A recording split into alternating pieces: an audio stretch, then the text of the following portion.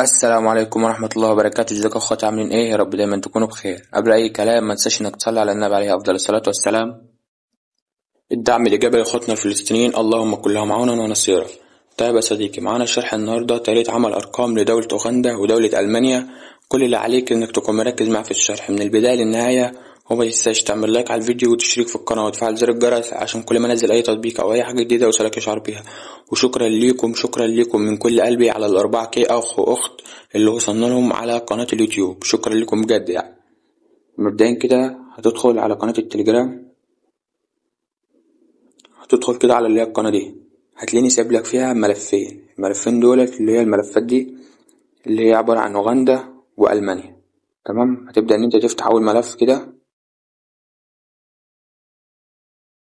طب يا صديقي، انت لازم تكون في قناة التليجرام لان القناة دي مهمة بعد القناة القديمة طبعا ما اتحذرت.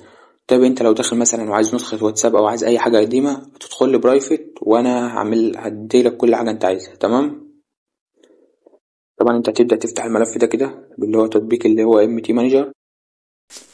طب يا صديقي، بعد ما فتحنا الارقام هتلاقي طبعا معاك في الملف ده اكتر من 50,000 رقم. هتاخد طبعا كده شوية ارقام نسخ. تمام، وهتروح حاططهم هنا كده.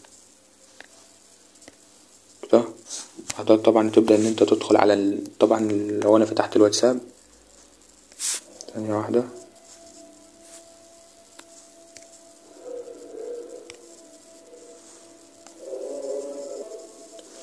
طب يا صديقي، لو فتحنا الواتساب كده هتلاقي اصلا عندك ان انا مفعل الرقم هو رقم اوغندا بدون اي مشاكل يعني. طبعا هنخرج كده.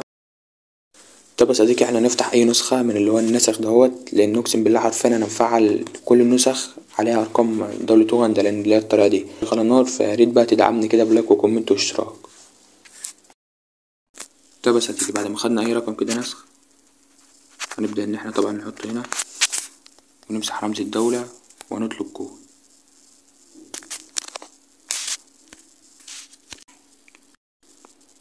طب تمام كده. وبعدين كده صديقي هنطلب كود زي ما انت شايف. وطبعا هو هنا اخر الرقم 440. تدخل كده طبعا زي ما انت شايف هنا اللي هو 440. وبعدها نحط الرقم، نحط كده لزق، وهتلاقي الرقم اتفعل معاك طبعا بكل سهولة زي ما انت شايف قدامك اهي. طريقة حرفيا جمدان.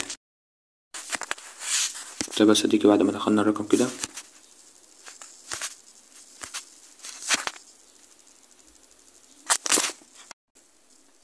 طب يا صديقي زي ما انت شايف اهو تم تفعيل الرقم لدولة اوغندا بدون اي مشاكل وبدون اي كلام. بس عشان الناس اللي بتقولك ايه انت كداب والطريقة انت ما اديتناش اثبات في الفيديو، عايزين نصدقك ازاي؟ ادي الاثبات في الفيديو اهوت. طبعا الملفات بتوصل هنا، طبعا كل الاكواد هي اوغندا يعني يعتبر بص طريقة شغالة طرش. فياريت بقى انك تقدر اخوك كده، وما تنساش تنضم القناة على التليجرام. واشوفك الفيديو الجاي يا قمر. سلام.